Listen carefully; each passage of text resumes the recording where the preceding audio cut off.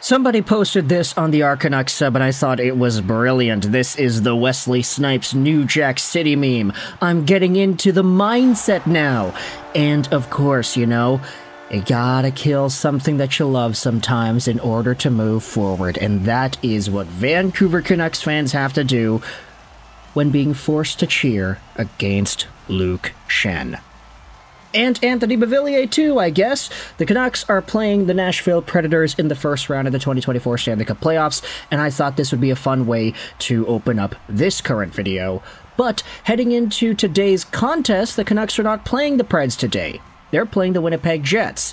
Now, I'll be able to watch this game. I'll make a post-game video about it. It may be a little bit quick, though, because I do have some hockey to get to right after, but hey, we've made post-game videos on 81 of the 82 regular season games, so I wanted to go out there and finish the story.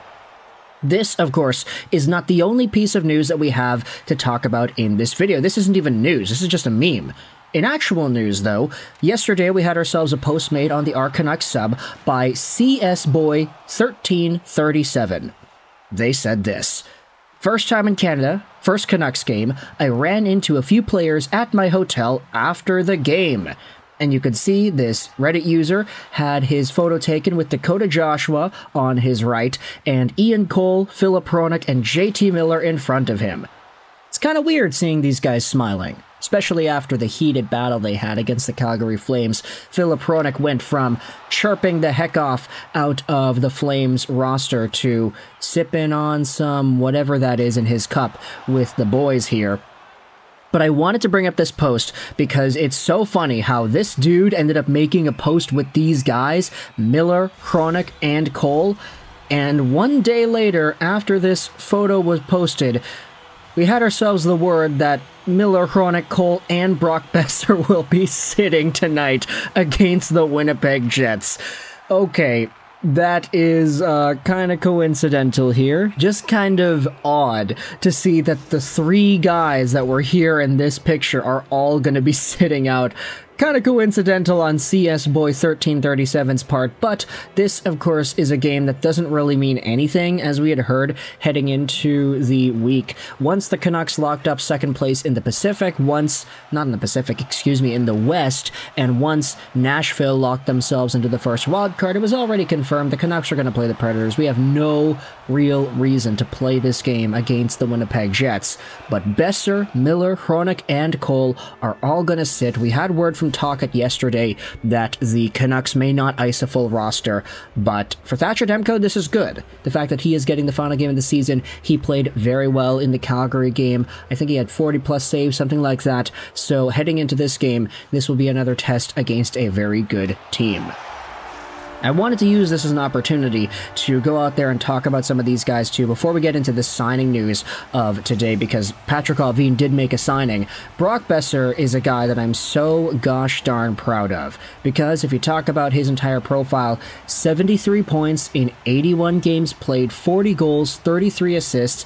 Brock Boeser is no longer a non-30 goal scorer. He had a 40 goal season, and the crazy part is the fact that he's sitting out this final game of the year actually prohibits him from playing his first full 82-game campaign. He had never reached 82 games before. He was always out with something. He did play the full 56-game campaign in the 2020-2021 season, but aside from that, Brock Boeser has never been this close to a full season compared to now.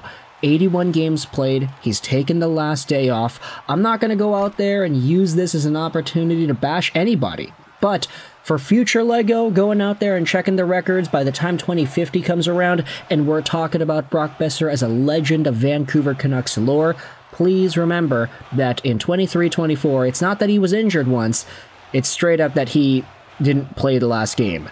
He had a maintenance day. A lot of the other guys did too. Same thing could be said about JT Miller, who finishes off the season with 103 points in 81 games played. That is a 21-point increase from last season. 5 goals and however many assists over here, 16 I'm pretty sure it is, something like that.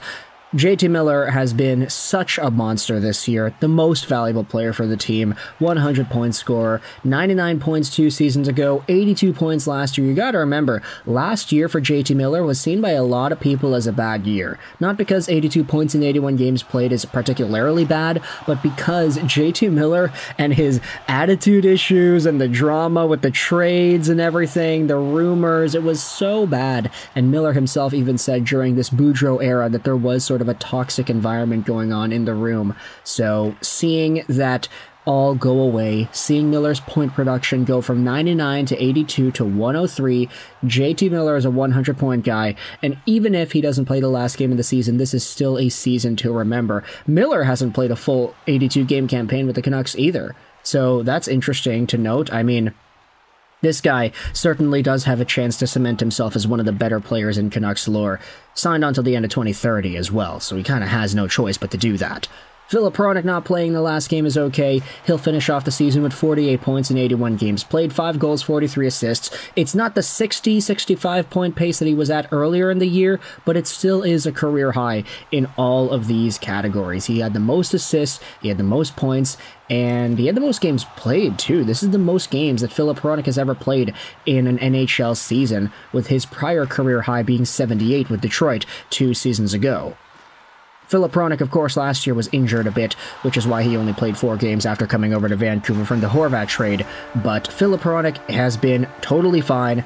Very good addition to this blue line. Same thing could be said about Ian Cole, who has also played quite a few games this season. He maxes out at 78 games. He did miss a few via scratches and maintenance days and whatever, so Cole definitely has been a main part of this roster as well.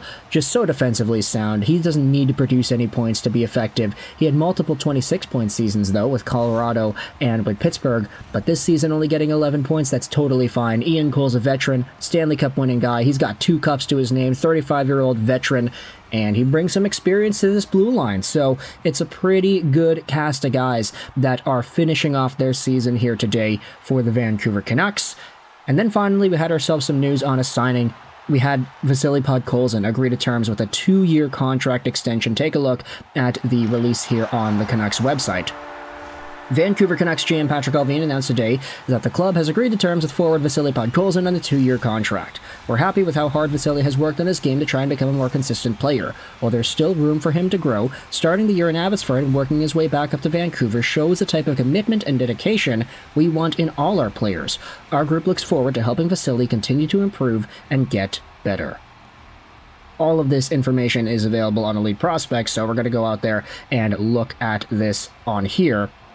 Podkolzin, 22 years old, signed on to the end of 2025-2026, coming off of his ELC, which is a very good date to be a part of for this guy.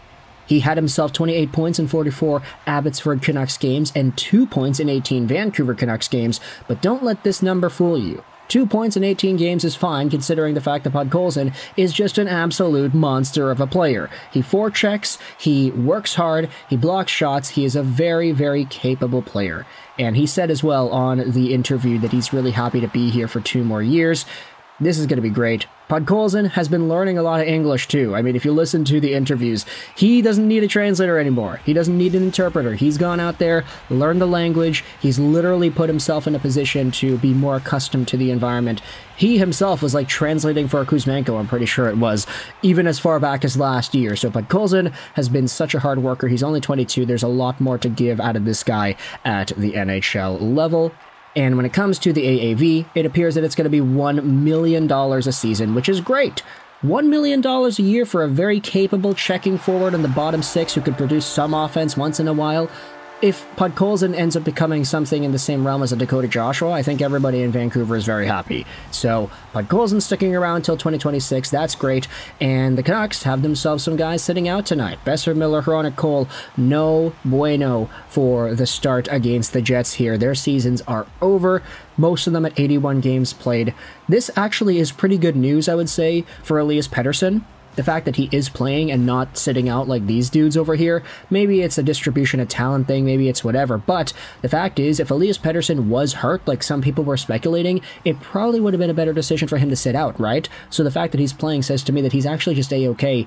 He just may not have been as good as we expected him to be the past few weeks or so, not shooting as much, not scoring as much.